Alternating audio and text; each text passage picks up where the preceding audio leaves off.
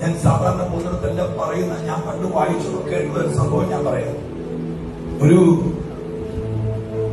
അമേരിക്കയിൽ ഒരു ദൈവമനുഷ്യൻ yearly back ഒരു ദിവസം മക്കളെ കേൾക്കുന്നുണ്ടാവും. ഒരു ദിവസം മനുഷ്യൻ 7 മണിക്കൂർ അന്യഭാഷ പറയും. ഒരു ദിവസം എത്രയാണ്? 7 hours അന്യഭാഷ പറയും. നാം യാത്ര ചെയ്ത് ആ ഗ്രൗണ്ടിൽ ചെന്നേച്ച് ഗ്രൗണ്ടിലോട്ട് ഈ മനുഷ്യന്റെ കാല് മുട്ടിയതും വീൽ ചെയറിൽ ഇരിക്കുന്ന 100 കണക്കിന് രോഗികൾ ചാടി എഴുന്നേറ്റു. ഒരു വാക്യം വായിച്ചില്ല, പ്രസംഗിച്ചില്ല. അന്ന് രാത്രി അന്ന് 1,00,000 പേരോട് ആ മനുഷ്യൻ ദൈവവചനം പറഞ്ഞു. എത്രയാണ്?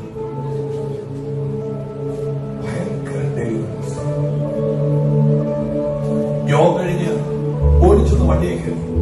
ആ ദൈവമനുഷ്യനും അദ്ദേഹത്തിന്റെ വൈഫും ഒരു മോനും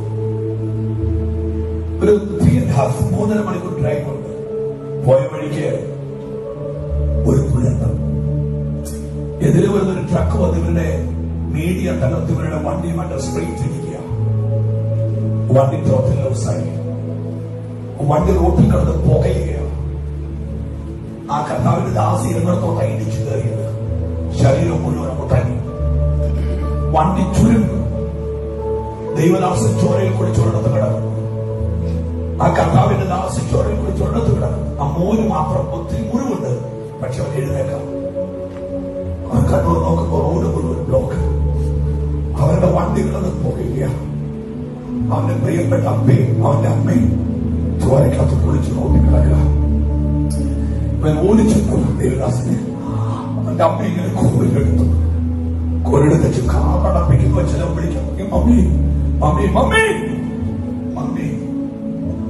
ഒരു ദിവസം 1000 തവണ അവനെ വിളിക്കുന്നവന്റെ അമ്മ അവന്റെ വിളി കേട്ടില്ല. അവന്റെ അമ്മ പ്രതികരിച്ചില്ല. ഇത് നോക്കുമ്പോ ഒരു 1.5 വാര അപ്പുറത്ത് അവന്റെ ഡാഡി ചോരക്കകത്ത് കുളിച്ചു നിൽക്കുക. ഇവൻ ഓടിച്ച് നമ്മൾ കണ്ട കാഴ്ച എന്നറിയുക. ഷോൾഡറിൽ നീടിയുടെ ആഘാതത്താൽ റൈറ്റ് ഹാൻഡ് കൈ അറ്റ് മുറിഞ്ഞു റോട്ടി കിടക്കുക. ചോര ഒഴുകുന്നുണ്ട്. പക്ഷെ ആ ദേവദാസിന്റെ ബോധം പോയിട്ടില്ല. അവൻ ഓടിച്ചെന്ന മനുഷ്യന്റെ മകളെ എടുത്തു. ഡാഡി ഉറക്കം വിളിച്ചു. ആ മനുഷ്യൻ അവനോട് ചോദിച്ചു ചോദ്യമുണ്ട്, അമ്മേന്റെ അമ്മേന്റെ ആ മനുഷ്യൻ പോയി. നമ്മുടെ അമ്മയെ നമുക്കിനി നോക്കണ്ട. ആ മനുഷ്യൻ പറഞ്ഞ വാക്കുകൾ കരയാതിരിക്കെ. അടുത്ത വാക്ക് കേൾക്കണോ?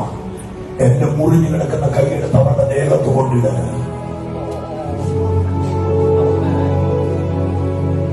എന്റെ അച്ഛൻ കിടക്കുന്ന കൈയെടുത്ത് അവരുടെ ദേഹത്ത് കൊണ്ടിട. കൊണ്ടിട്ടതും അവൾ ചാടി എഴുന്നേറ്റ് പോലെയാണ്. ഒരു തലമുറയെ ദൈവം കൊതിക്കുന്നു. വേഷം കെട്ടാനല്ല, അഭിഷേകം ചുമക്കാം.